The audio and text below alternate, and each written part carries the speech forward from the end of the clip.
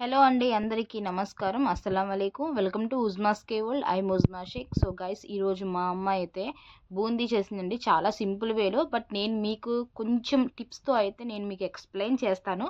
So first అయితే ఈ బూందీ రెసిపీని అయితే స్టార్ట్ చేద్దాము. ఫస్ట్ అయితే ఒక మేమైతే ఎలా తీసుకుంటామంటే దీన్ని మేమైతే సోలా అంటామండి. సో చాలామంది ఇళ్ళలో ఉండొచ్చు, ఉండకపోవచ్చు. మీరైతే ఎలా అంటే, మేము ఒక సోలా తీసుకున్నామంటే, ఒక సోలా మీన్స్ ఒక కేజీ అనమాట. సో మేమైతే ఇక్కడ 3 సోలల వరకు అయితే తీసుకుంటున్నాము. సో మీరైతే 3 కేజీల బియ్యపిండి అయితే తీసుకోండి. ఫస్ట్ ఆఫ్ ఆల్ ఏంటంటే, ఈ బియ్యపిండి పొడి బియ్యపిండేనండి. మన రేషన్ బియ్యం ఉంటుంది కదా, సో దానిని అమ్మ ఒకరోజు కడిగి ఎండబెట్టి దానిని అయితే ఇలా బియ్యపిండి అయితే చేయించింది. సో ఈ విధంగా మేమైతే బియ్యపిండి యూస్ చేస్తాము. అలా చేస్తేనే బూందీకి చాలా బాగుంటుందండి. బూందీకనే కాదు, మనము ఈ చక్రాలు చేసుకుంటాం కదా, జంతికలు, వాటికి కూడా చాలా బాగుంటుంది. సో ఇక్కడైతే నేను 3 కేజీల బియ్యపిండి అమ్మ తీసుకుంది కాబట్టి సేమ్ 3 కేజీల శనగపిండి కూడా మీరు తీసుకోండి. సో కొలతలైతే ఈ విధంగా చెప్తున్నాను. ఇలా మీకు సోలా ఉంటే మాత్రం మీరు దాంతోనే తీసుకోండి. సో అది లేదు అంటే మాత్రం యాజ్ ఇట్ ఈస్‌గా 3 కేజీలు అయితే తీసుకోవచ్చు. మనకి ఎలా కావాలో ఆ విధంగా మనం తీసుకోవచ్చండి. పర్ఫెక్ట్ కొలతలు అయితే ఈ విధంగానే తీసుకోవాలి.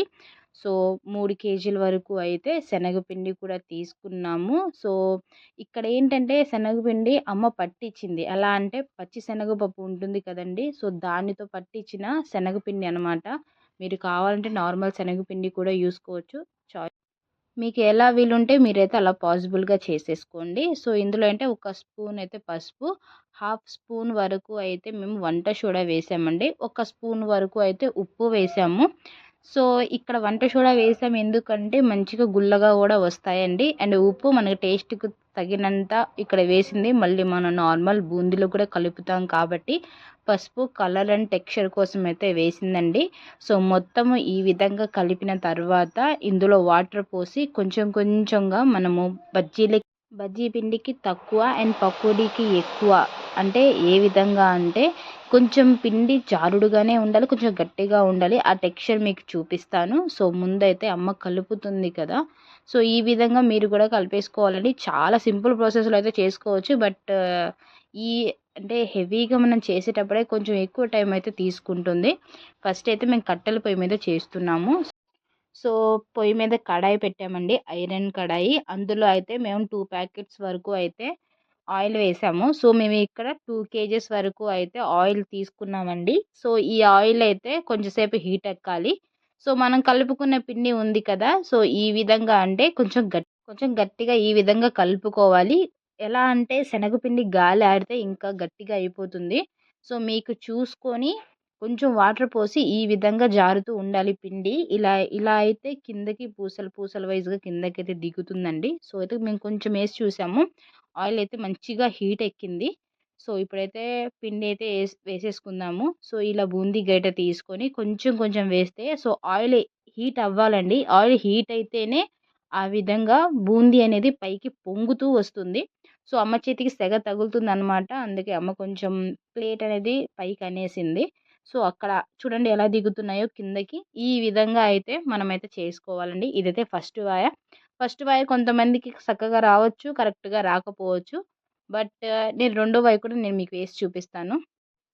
సో నేనిక్కడ కొంచెం ఫ్రేమ్ షేక్ అవుతుంది, అడ్జస్ట్ చేసుకోండి. ఒక చేతిలో ఫోన్ అండ్ ఒక చేతిలో నేను కలుపుతున్నాను కాబట్టి, సో ఈ విధంగా అంటే దగ్గర దగ్గరగా వేసే ముద్దలాగా అయిపోతాయండి. ఆయిల్‌లో వేసిన తర్వాత మనమే ఈ విధంగా అన్నిటిని స్ప్రెడ్ చేయాలి. చాలా బాగా ఫ్రై అవుతాయి. ఇలా 2 మినిట్స్ ఫ్రై అయిన తర్వాత పక్కకి తీసేసుకోనండి. చూసారా, ఇది ఫస్ట్ వై అనమాట.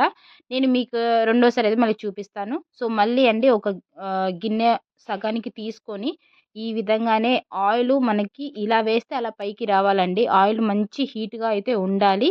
సో చూస్తున్నారా, ఎంత బాగా బబుల్స్ లాగా ఆయిల్‌లో ఎంత మంచిగా ఫ్రై అవుతున్నాయో.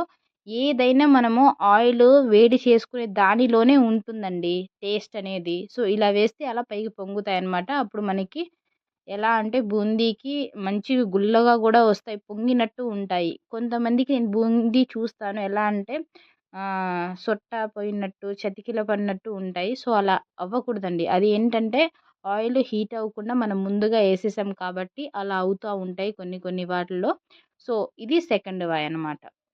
సో ఈ విధంగా అయితే మనం ఈ కలర్ వచ్చే వరకు అయితే ఫ్రై చేయొచ్చండి. మనం ఇక్కడ పసుపు వేసాం కదా! చాలా మంచిగా కలర్ వస్తుందండి.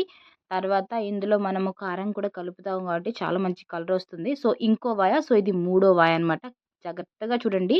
సో అమ్మ ఇలా పిండి తీసుకొని ఇలా గరిటె మీద వేసి సో ఆ విధంగా కలుపుతూ ఉంటే మనకి పడిన వెంటనే ఆయిల్‌లో అయితే బూందీ అలా పైకి తేలుతుందండి. సో, ఈ విధంగా మనకి ఆయిల్ హీట్ అవ్వాలి. నేను ఒకే మాటని నేను 2, 3 సార్లు మెన్షన్ చేస్తాను. మీకు తెలియాలి అని. సో, ఈ విధంగా మొత్తం కలుపుకొని ఇలా ఫ్రై చేసుకొని గోల్డెన్ బ్రౌన్ కలర్‌లో వస్తే చాలా బావుంటుందండి బూందీ. లోపల నుంచి కూడా ఉడుకుతుంది. అండ్ మనకి ఇలా పట్టుకుంటే అలా క్రష్ అయిపోతుందండి. సో, ఆయిల్‌లో చాలా బాగా హీట్ అవుతుంది. ఇంకోటేంటంటే మనం ఇక బియ్యం పిండి కూడా వేసాం కాబట్టి ఆ క్రంచీనెస్ కూడా చాలా బావుంటుంది. అండ్ శనగపిండి అండ్ మనము బియ్యపిండి 2 సమానంగా తీసుకొని మనం ఏదైతే చేస్తున్నామో ఏది ఎక్కువ లేదు, ఏది తక్కువ లేదు. సో, మొత్తం అయితే ఫ్రై అయితే చేసుకోవాలండి. సో, ఈ విధంగా ఫ్రై చేసి మొత్తము ఆయిల్‌లోంచి తీసిన తర్వాత కూడా అది కలర్ చేంజ్ అవుతుందండి. ఎందుకంటే అందులో కొంచెం కొంచెం ఆయిల్ ఉంటుంది కాబట్టి. సో, కలర్ చేంజింగ్‌కి ఇంకా కొంచెం అయితే మనకి యూజ్ అవుతాయి. అవి గిన్నెలోకి తీసిన తర్వాత కలర్ చేంజ్ అవుతాయండి ఆటోమేటిక్‌గా. సో, చూసారా? ఈ విధంగా మొత్తం అయితే మనము ఫ్రై చేసుకొని పక్కన పెట్టుకోవాలండి. సో, ఇక్కడి వరకైతే మీకు ప్రాసెస్ అయితే నేను చెప్పాను. సో, నెక్స్ట్ ప్రాసెస్ కూడా మనం చూసేద్దామండి. సో, అదే కడాయిలో ఇలా ఎల్లిపాయలు కూడా ఆయిల్‌లో ఫ్రై చేయాలండి. సో, చాలా టేస్ట్ ఉంటుంది బూందీలో అయితే. ఇవి ఎక్కువగా ఫ్రై అయినా కానీ చేదైపోతాయి.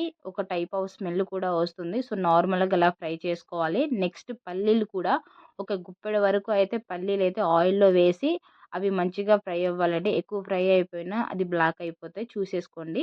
అండ్ నెక్స్ట్ మేము ఇక్కడైతే 2 గుప్పెళ్ళ వరకు అయితే కరివేపాకునైతే వేసాము. సో, ఆయిల్‌లో ఫ్రై అయితే కరివేపాకు ఆ టేస్టే వేరండి. చాలా బావుంటుంది. సో, ఈ 3 ఇలా అయితే మేము ఫ్రై అయితే చేశామండి. మీకు కావాలి అనుకుంటే మీరు కొబ్బరి అవి కూడా ఉంటాయి కదా!